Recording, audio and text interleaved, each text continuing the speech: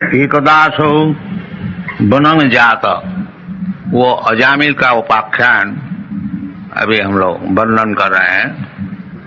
वो अजामिल का विषय, पहले ब्राह्मण बालक, सब ब्राह्मण का गुण उसमें था। वो ब्राह्मण का गुण जो है उसको बताया गया है, अयं ही सुत संपन्न। ये व्यक्ति जब बालक था, ये जो युवक था, उनको शादी हो गया था, तो सुत संपन्न, सुत का अर्थ होता है वेद का ज्ञान। वेद का नाम है श्रुति, और जो वेद का ज्ञान सुन के लाभ किया है उसको कहा जाता है श्रोत्रियम और श्रुत। जो वेद का ज्ञान सुना है गुरु से, ये सुनने का चीज है। पहले सुने, ये जो हम लोग सत्संग चला रहे हैं, इसका उद्देश्य है कि वेद का जो ज्ञान है उसको आप लोग आ करके सुने। सुनते सुनते ज्ञान लाभ होगा। पढ़ने का भी जरूरत नहीं है। कोई अगर पढ़ने को लिखने को नहीं जानता है तो उसको ज्ञान कैसा होगा? सुन के होगा। भगवान कान दिया है। असल में पहले वेद का ज्ञान सब कोई गुरु से सुन करके ही सीखता था। लिखित पुस्तक नहीं था। लिखित पुस्तक, ये कलियुग का प्रारंभ में व्यासदेव देखा कि कलियुग में स्मरण शक्ति कम हो जाएगा, इसीलिए केवल सुन करके उसका ज्ञान लाभ नहीं होगा। वो किताब पढ़ना चाहिए, रखना चाहिए। इसलिए हम लोग इतनी किताबें सब छप रहा हूं कि केवल इधर कभी कभी आप लोग आए, सुन करके चले गए। ये केवल इधर कभी कभी आप लोग आए, सुन करके चले गए, उसमें काम नहीं बनेगा। किताब पढ़िए से, किताब पढ़ने से वेद का ज्ञान लाभ होगा। इसलिए ये जो ब्राह्मण बालक अजामिल, आज इनकी इतनी दुर्दशा हुई है, उसका कारण ये जमराज का जो दूत है बता रहे हैं कि ये व्यक्ति पहले जैसा ब्राह्मण का गुण होना चाहिए वो सब इनका था। क्या है? न सुत संपन्न, अच्छी तरह से वेद का ज्ञान सुना हुआ था। संपन्न, संपन्न माने आखिरी तक सुना था, 4 वेद का विषय में। और शील वृत्त गुणालय, और व्यवहारिक काम में भी बड़ा सज्जन और सद्गुण सब इनमें था। शील सत्व गुणालय, धृतव्रत। और धृतव्रत का अर्थ होता है जो काम करना है उसको व्रत धारण के किया जाए, यानी फुल डिटर्मिनेशन। धृतव्रत। भगवत गीता में भगवान कहते हैं महात्मानुस्तपांग प्रार्थ दैवी प्रकृति महास्थित भजंती दृढ़व्रत। द वर्ड इज, ये शब्द का बताया है दृढ़व्रत और दृढ़व्रत। दृढ़ मीन निश्चित। सवेरे 4 बजे उठना है, निश्चित, उसमें कोई फर्क नहीं पड़ेगा। कोई 4 बजे उठा और कोई नहीं उठा, नहीं, रोजाना अवश्य उठना चाहिए 4 बजे। उसका नाम है धृतव्रत और दृढ़व्रत। ये नहीं ये ऑकेजनली, कभी कभी हम उठ जाते 4 बजे, नहीं, रोजाना उठना चाहिए। ये ब्राह्मण का काम है। धृतव्रत मृदु, बड़ा शांत स्वभाव, दांत, यानी अपना इंद्रियों को दमन करके रखना, ये ब्राह्मण का काम है। सम धम, मन को स्थिर रखना, इंद्रियों को स्थिर रखना, समो दमो तितिक्षा, ये सब सीखना चाहिए। तो इसीलिए बताया था विदुद्धांत सत्ववान। सत्ववान का अर्थ होता है कभी झूठ नहीं बोलता। सत्ववान मंत्रविद, और वेद का मंत्र सब कंठस्थ और शुचि, बड़ा शुचि संपन्न, neat and clean, thrice taking bath, 3 दफे स्नान करते हैं, कपड़ा और शरीर खूब शुद्ध रखते हैं, और गुरु अग्नि अतिथि विद्याना, ये 3 वस्तु को सत्कार करना, गुरु को देख करके ही नमस्कार करना चाहिए, दंडवत। और अग्नि इन्हें रोजाना यज्ञ करना चाहिए।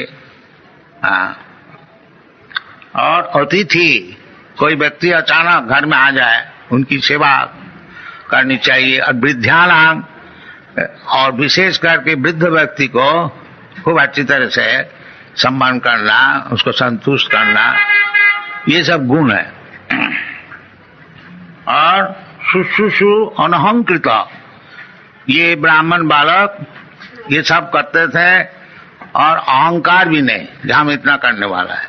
अनहंकृत, सर्वभूत सुहित, और सबके लिए सुहित, यानी उसको अच्छा सोचना, सबके लिए, सबका मंगल हो, सर्वे सुखी न भवन्तु, ये सब मनुष्य का सद्गुण है।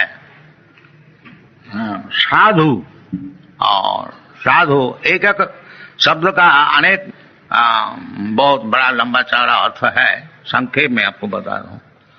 तो साधु का अर्थ होता है भगवत भक्त। भगवान जैसे बताया है भगवत गीता में, साधु रे वो समन्तव्य।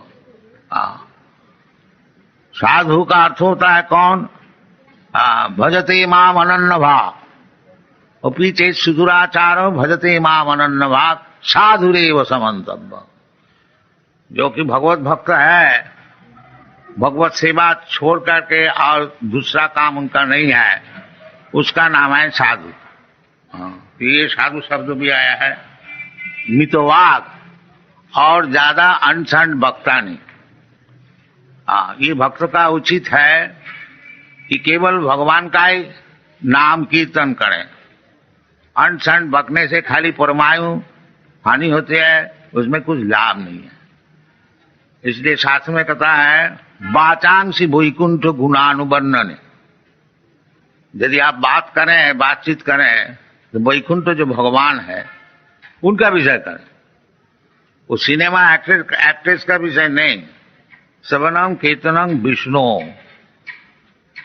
अगर बातचीत करें, श्रवण, किसी का विषय श्रवण करना है तो भगवान विष्णु का विषय श्रवण कीजिए। और किसी का विषय कुछ बोलना है तो वो भगवान का विषय ही बोलिए। श्रवणम कीर्तनम विष्णु, वाचांसी वैकुंठ गुणानुवर्णन, सबई मन कृष्ण पदारविंद। इसका नाम है कृष्ण कॉन्शसनेस, कृष्ण भावनामृत। ये सब समय मन को भगवान का चरण में लगा के रखना। और भगवान खुद बताते हैं मन मना भव मद भक्त मत जाजी मांग नमस्कुरु। तो इसका नाम है जो कृष्ण कॉन्शसनेस। ये 4 बात, सब समय भगवान का चिंतन करना। इसलिए हम लोग सबसे अनुरोध करते हैं कि हरे कृष्णा नाम जपा कीजिए तो मन भगवान में लगेगा। हरे कृष्णा कृष्ण नाम तो सुन रहा है ना, तो सुनने से मन जाएगा उधर। ये मेडिटेशन है। हरे कृष्णा कृष्ण कृष्ण हरे हरे, मन मना। और वो करेगा कौन? मद भक्त। मन मना भव मद भक्त। बिना भक्त हुए वो हरे कृष्ण क्यों जपेगा? तो मन मना भव मद भक्त मद जाजी, मुझको पूजा करो। इसलिए भगवान खुद आए हैं मंदिर में। खूब अच्छे से सजाओ, भगवान को फूल चढ़ाओ, भगवान को भोग लगाओ, प्रसाद खाओ। ये सब शास्त्र में विधान दिया है। मन मना भव मद भक्तो मद्याजी मांग नमस्कुरु। अगर कुछ नहीं कर सकते हो एक दफे आकर के नमस्कार करके जाओ। बहुत सरल है, कोई मुश्किल नहीं है। बाकी हम लोग करने को नहीं चाहते। हाँ, अब लोग कहते हैं चलो जी मंदिर में जाके कर क्या होगा, चलो रेस्टोरेंट में चलो, एक कप चाय पिया जाए, बीड़ी फूका जाए। ये सब दुर्दशा क्यों ना हो? तो शास्त्र में जो विधि है उसको हम लोग मानते नहीं, उसको उल्लंघन करते हैं, तो उसको कभी सुख मिल सकता है? नहीं। जशास्त्र विधि मुत्सिज वर्तते काम कारत न सुखं सहवानति, उसको कभी सुख नहीं मिलेगा। शास्त्र विधि को उल्लंघन करेंगे और हम सुखी रहेंगे, ये संभव नहीं है। हाँ, तो ये बालक, ब्राह्मण बालक, ये युवक, हाँ 20-25 बरस उम्र, ये सब चीज सीख लिया था। हाँ, ब्राह्मण का घर में जन्म लेने का उपकार क्या है? दूसरे को सीखने पड़ता है, और ब्राह्मण का घर में जन्म होने से पिता माता का आचरण देखकर ये खुद ही सीख जाता, ये उपकार है। और ब्राह्मण का घर में जन्म हुआ और पिता माता का भी ब्राह्मण का आचार नहीं है, तो बालक कैसे सीखें? और उसको सिखाया भी नहीं जाता स्कूल कॉलेज में भी, तो ये पतन हो गया।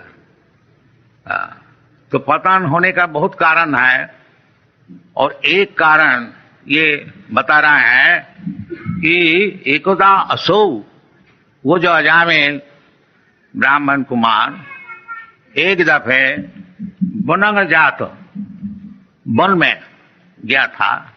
ये एक दिन नहीं, ये ब्राह्मण का काम है जो वन में बगीचा में जाकर के भगवान के लिए सब पुष्पादि संग्रह करे।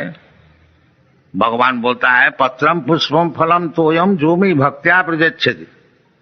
भगवान को अर्चन करने के लिए कोई ज्यादा खर्च नहीं है, जो खर्च कर सके वो खर्च करे खूब अच्छी तरह से, और जिसका पास पैसा है नहीं, खर्च नहीं कर सकता है, उसके लिए भगवान राजी है। जो थोड़ा सा पत्र हमको दो, थोड़ा सा पुष्प हमको दो। भगवान नहीं बोलता है जो हमको ये सोना के थाली में लूची पूरी कचौड़ी लिया कर। भगवान खाने का बहुत है, उनको खाने के लिए कोई अभाव नहीं है। उनको कहते हैं चिंतामणि प्रकर सदमसु कल्प वृक्ष लक्षावृतेषु सुरभिरभिपालयन्तम लक्ष्मी सहस्र शत संभ्रम से भगवान। भगवान की सेवा करने के लिए शत सहस्र हजारों लक्ष्मी, गॉडेस ऑफ फॉर्चून, सब सेवा करने के लिए तैयार। तो भगवान का कुछ अभाव नहीं है। भगवान ये बम्बई में जुहू में आके बैठ गए हैं, जो बेचारी खाने को है ही नहीं, इधर आपसे मांगने को आया, ये बात नहीं है। बात यह है कृपा करके आए हैं कि आप लोग मन मना भव मद भक्त मद्याजी मांग नमस्कुरु, ये सुविधाएं आपको देने के लिए आए हैं। और आप लोग चाहते हैं ये मंदिर किसी तरह से नहीं बने, भगवान इधर बैठ नहीं सके, ये आपकी प्रतिज्ञा है। भगवान बेचारी आए हैं आपको सुविधा देने के लिए, और आप लोग कृत निश्चय है कि इधर मंदिर को होने को नहीं देंगे। जब कीर्तन होए पुलिस में एप्लीकेशन दो, और पुलिस साहब कहें कि कीर्तन इज न्यूसेंस, तो ये परिस्थिति है। इसका नाम है कलियुग। जो भगवान कहते हैं जदा जदा ही धर्मस्य ग्लानि भवति भारत तदात्मानं सृजामि हम। ये धर्म की ग्लानि जब होए तब हम खुद आते हैं कि हमारा कोई परम भक्त को भेजते हैं उनको उद्धार करने के लिए, और वो बेचारी आए भी तो आप लोग उसको बैठने को नहीं देंगे। ये परिस्थिति है।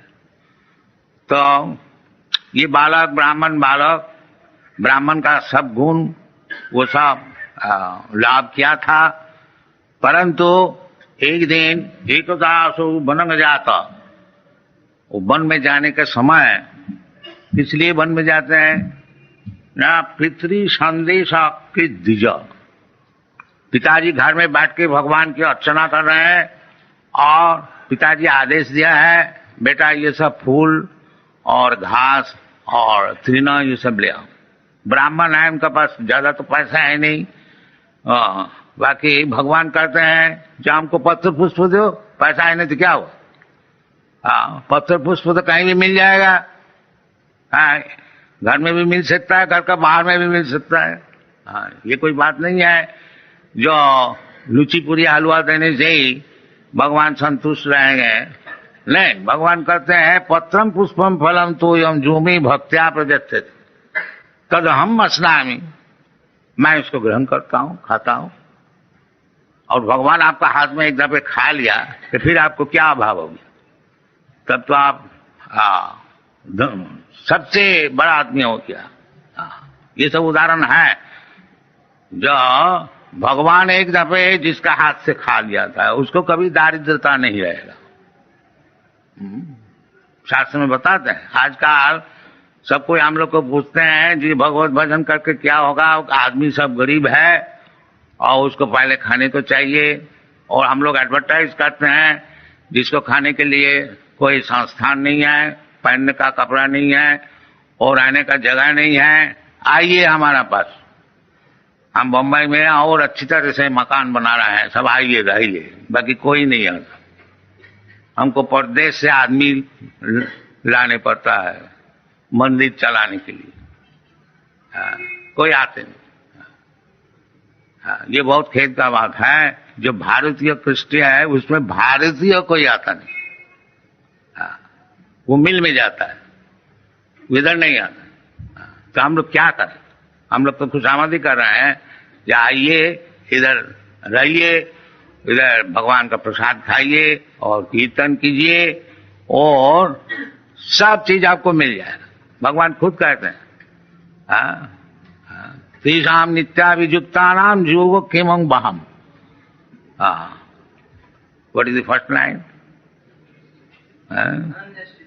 अनन्य चिंतयन्तं मांग जीजनापद्युपासते तेषाम नित्याभियुक्तानाम योग क्षेमं बहामि अहम।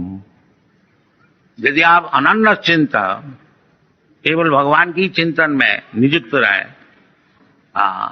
अनन्य चिंतन तो अनन्य चिंतन जैसा ही कृष्ण कॉन्शियसनेस मूवमेंट जो हम लोग सिखाते हैं, अनन्य चिंतन सब समय 24 आवर्स 24 घंटा केवल भगवान का चिंतन और कोई चिंतन नहीं। जो कुछ काम किया जाए सब भगवान के लिए। इधर होता है एक्चुअली, आप लोग सब देखिए, हम लोग ऐसे नहीं है बैठ के रहते हैं सोते हैं, नहीं, हम लोग मंदिर में अर्चन करते हैं, भगवान को सजाते हैं, भगवान को भोग लगाते हैं और भोग लगाने के लिए अच्छी तरह से रसोई करते हैं और रसोई के लिए चीज हम मांग के ले आते हैं और भगवान के लिए किताब लिखते हैं और किताब भी फिर छपाते हैं, प्रेस में जाते हैं, इस तरह से अच्छी तरह से किताब छपा गया देखता है, फिर उसको बेचने के लिए कोशिश करते हैं। इसीलिए 24 घंटा हम लोग का एंगेजमेंट है, 24 आवर्स, एक मिनट भी समय नहीं है। इसका नाम है अनन्य चिंतन, और कुछ चिंता नहीं है, केवल भगवान का विषय। जैसा साधारण व्यक्ति उस सब समय अपना घर गृहस्थी का चिंतन करते हैं, किस तरह से अपना गृहस्थी को पालन किया जाए, किस तरह से लड़का बच्चों को शिक्षण दिया जाए, किस तरह से रुपया उपार्जन किया जाए, ये जैसा उनका चिंतन है, हम लोग का भी ऐसी चिंतन है, बाकी भगवान के लिए। भगवान का मंदिर किस तरह से बनेगा, इतना क्यों लड़ाई हम लोग इधर करते हैं।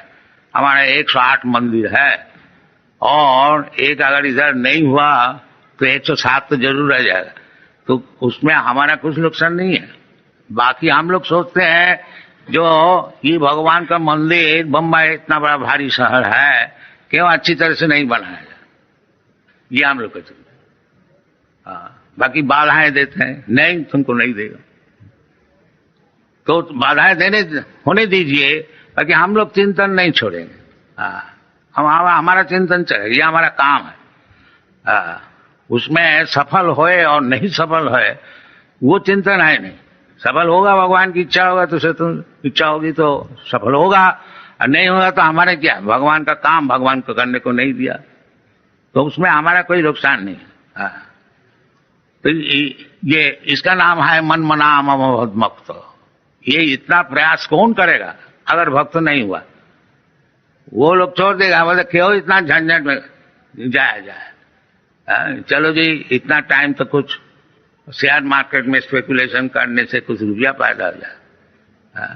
तो ये भक्त ही कर सकता है, मन मना भव मत भक्त। इसलिए भगवान कहते हैं भगवत भक्त, क्योंकि उसका चिंतन सब समय रहेगा, और वही सबसे बड़ा योगी है जो भगवान का चिंतन किसी तरह से जेन तेन प्रकार, ये चैतन्य महापुरुष का फिलोसफी है, किसी तरह से जेन तेन प्रकार मन कृष्ण निवेश है, इसी तरह से मन जो है उसको भगवान का चरण में लगाएगी।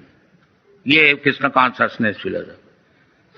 तो हर किसी का काम इधर है, कोई काम आप दीजिए उसमें कृष्ण सेंटर, इसलिए वो मन मना भवमत भक्त, वो भक्त हो गया और मन सब समय भगवान का चरण में उसको लगा।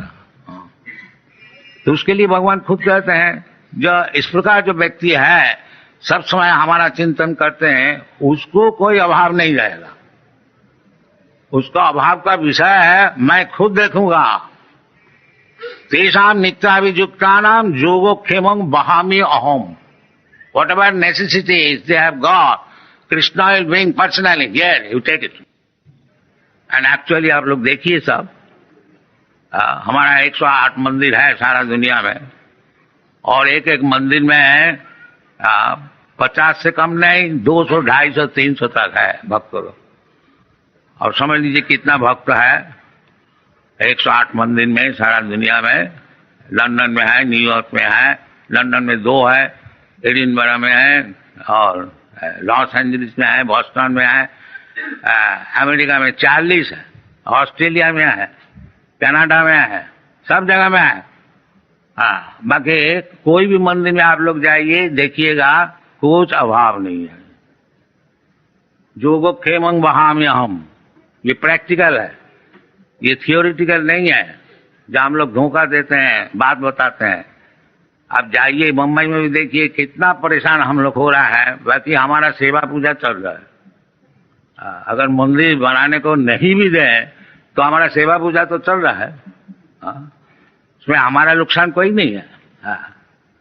बाकी जो लोग बाधा देते हैं उनको नुकसान होगा, जरूर होगा। ये भगवान कभी सहन नहीं करेंगे। तो ये सब होनी चाहिए भारत में, विशेष करके ये, क्योंकि भारतीय संपत्ति है भगवत भक्ति।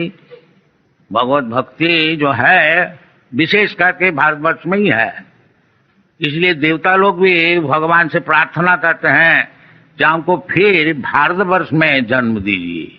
इस शास्त्र में भारत भूमि ऐसी है पुण्य भूमि कि इधर में जिसका जन्म हुआ है वो स्वाभाविक तौर से ही भक्त होते हैं, उसको जबरदस्ती उसको भक्त बनाया जाता है।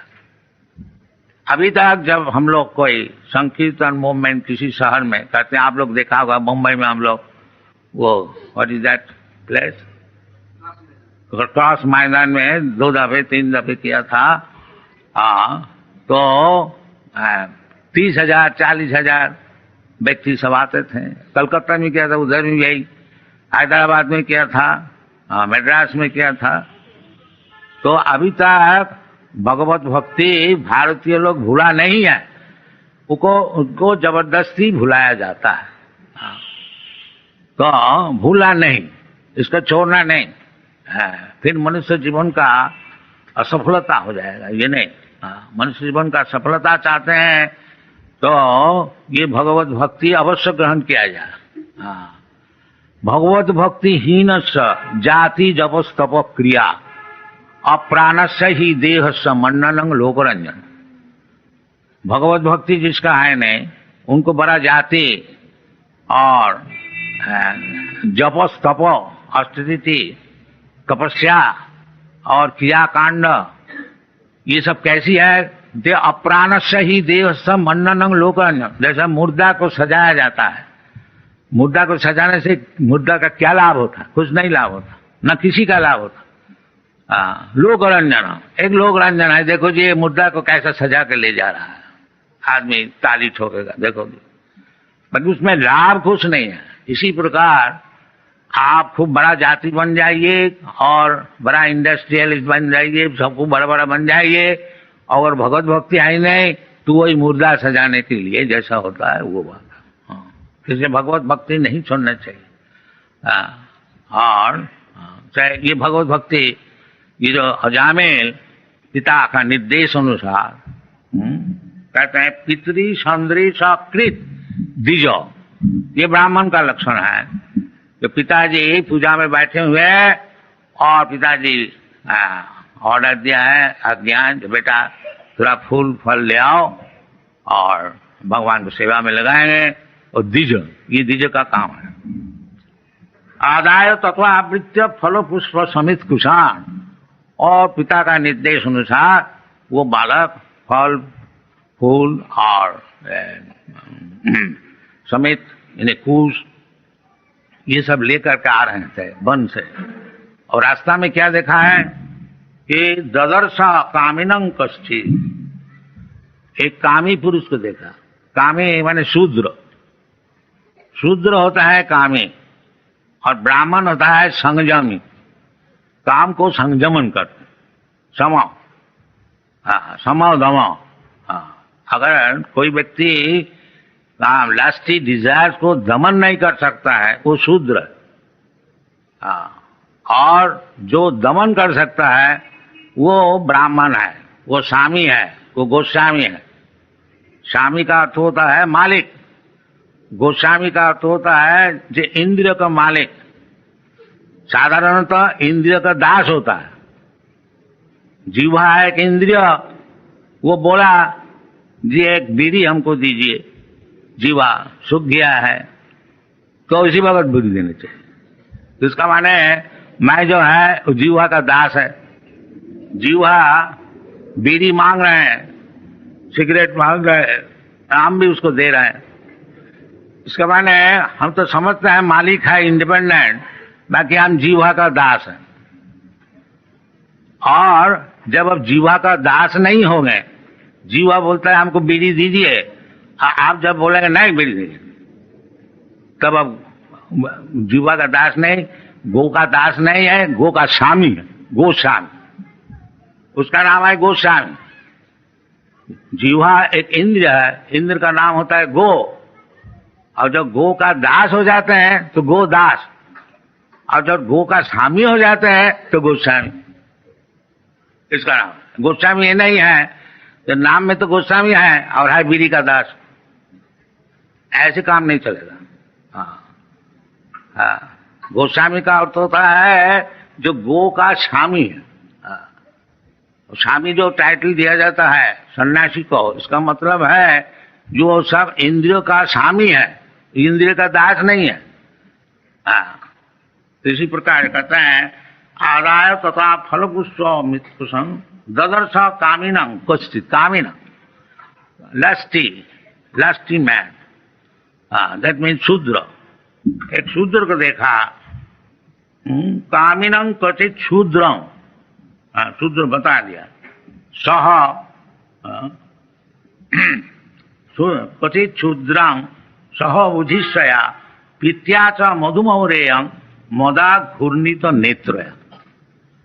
देखा जो एक औरत शूद्रा ने दोनों ही शराब पिया था, मद घूर्णिता, मद का अर्थ होता है शराब, और उसमें ब्रेन पजल हुआ गया था, मद घूर्णिता।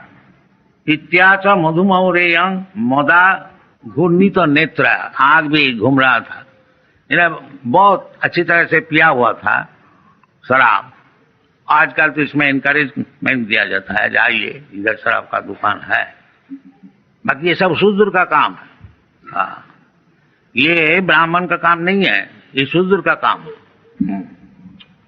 मत्तया श्रित विश्रित निव्या, और वो कपड़े भी सब ढीला हो गया था। हाँ, विश्वथ निव्या व्यपेतंग निरपत्रम, और दोनों मिलकर के वो आलिंगन चुंबन आदि सब कर रहे थे पब्लिक रोड में, निरपत्र, कोई लज्जा नहीं, बिल्कुल लज्जा नहीं, निरपत्र। निरंतम अनुगायंतम, ऐसे सब काम कर रहे थे और वो सिनेमा का गान भी गाते थे। उस समय सिनेमा शायद नहीं था, तो अनुगायंतम ऐसी कुछ lust invoking songs they are singing, हसंतम and laughing and smiling and अनंत के बस कोई बाधाएं नहीं। ये एक औरत और एक शूद्र और एक शूद्रानी को देखा। ये ब्राह्मण देखिए इतना क्वालिफाइड है, इतना क्वालिफाइड होते हुए भी सामने में जब देखता है तो उसका मन जरूर विचलित हो जाता है। वो तो बालक है, युवक है, और एक ब्राह्मण बालक एकोदा कभी ऐसा देख करके कितना उनका पतन हुआ था वो आगे मालूम होगा। और हम लोग रोजाना देखते हैं, अगर रास्ता में नहीं है, रास्ता में भी है, और उसको तस्वीर सिनेमा में भी दिखाया जाता है, तो किस तरह से युवक वो अपना ब्राह्मण धर्म में प्रतिश्रुत रहेगा, असंभव है। एक दफे देख करके अजामिल का कितना पतन हुआ था। वो फिर चोर बन गया, डाकू बन गया, ठग बन गया, और जो कुछ होने का था उसको सब हुआ था। और एक दफे देख करके, एक शूद्र शूद्रानी को आलिंगित देख करके, और हम लोग रोज देख रहे हैं सिनेमा में, तो हमारा कितना पतन हुआ है और होने वाला है वो आप लोग थोड़ा समझ लीजिए। हाँ, ये कलियुग है। इसलिए ये जो भारतीय कृष्टि वैदिक सभ्यता, इसको साधारण तौर से रक्षा करना बहुत ही मुश्किल है। इसलिए कलियुग जैसा बीमार है ऐसा दवाई भी है। ये शास्त्र में ऐसा बताया है, जो कलियुग जो है ये दोष का निधि है, समुद्र है दोष का, इतना दोष है। ये भागवत में 12वें स्कंद में बताया गया। तो इसके लिए दवाई क्या है, दवाई भी बताया। वो क्या चीज है? कलौ दोष निधि राजन अस्ति जी को महान गुण। वो क्या चीज है? कलौ दोष निधि राजन अस्ति जी को महान गुण। महाराज परीक्षित, कलियुग में सब तो दोष ही दोष है, बाकी उसमें एक महान गुण है। वो क्या गुण है? न कीर्तनादेव कृष्ण स मुक्त संग परम ब्रजेत। केवल कृष्ण कीर्तन करके, हरे कृष्ण नाम जप करके वो सब पाप से मुक्त हो जाता है और फिर वैकुंठ में जा सकता है। ये हरे कृष्ण मूवमेंट का ये तात्पर्य है। जो ये सब जो पतन हुआ है, कलौ अस्मिन् युगे जना प्रायेण अल्प आयुष, ये कलियुग में सभी प्राय अल्प आयु होते हैं। और आयु कमते ही जाता है। आस्ते आस्ते इतना कम हो जाएगा कि आगे जाकर के 20 से 30 वर्ष तक अगर जिएगा उसको बहुत बुढ़ा माना जाएगा। ऐसा शास्त्र में लिखा है। अभी तो 50-60 तक ही है, इंडिया का एवरेज एज है 35 ईयर्स और समथिंग लाइक। तो प्राय न अल्प आयुष, ये कलियुग में सब अल्प आयु हो गए। और प्राय न अल्प आयुष कलौ अस्मिन् युगे जना,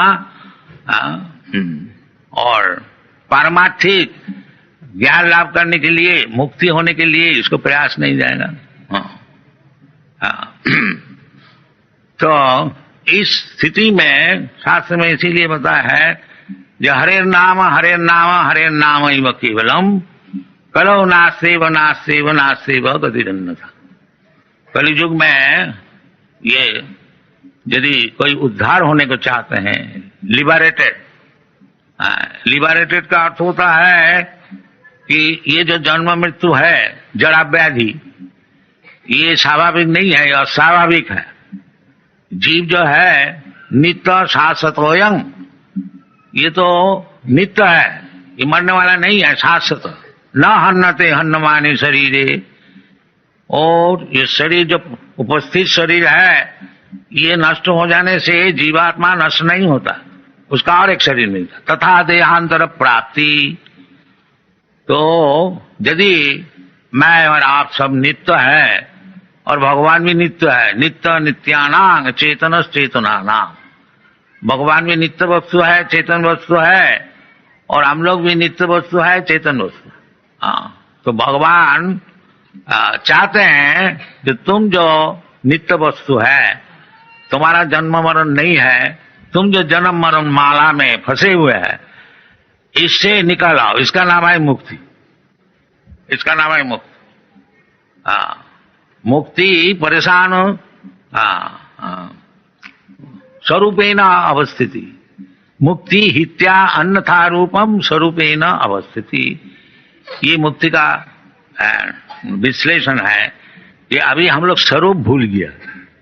स्वरूप हमारा है, हम कभी मरने वाला नहीं है, और अभी हम मरते हैं।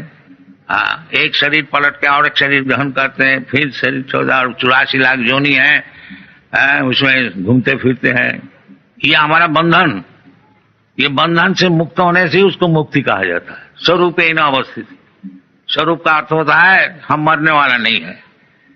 जन्म मृत्यु जरा व्याधि दुख दोषानुदर्शन, इसलिए भगवान कहते तुम सब दुख तो सब हल किया है, ये असल तुम्हारा जो दुख है ये जन्म मृत्यु जरा व्याधि, इसको हल करो। ये जो हमको 10, 20, 50, 100 वर्ष ज्यादा से ज्यादा छोड़ करके फिर मरने पड़ता है, फिर दूसरा शरीर ग्रहण करने पड़ता है, यही हमारा असल दुख है। और इससे जब हम मुक्त हो जाएंगे फिर हमको जन्म नहीं होने वाला है, मरण नहीं होने वाला। जिसका जन्म नहीं होता उसका मरण भी नहीं होता, उसको वार्धक्य भी नहीं होता है, तो जन्म होने से ये सब चीज होगा। तो ये कृष्ण कॉन्शसनेस मूवमेंट है, ये भगवत गीता की शिक्षा है, जो जन्म मृत्यु से आप लोग सब मुक्त हो जाइए। और कैसे ना, केवल कृष्ण को समझिए, बस एक ही काम। जन्म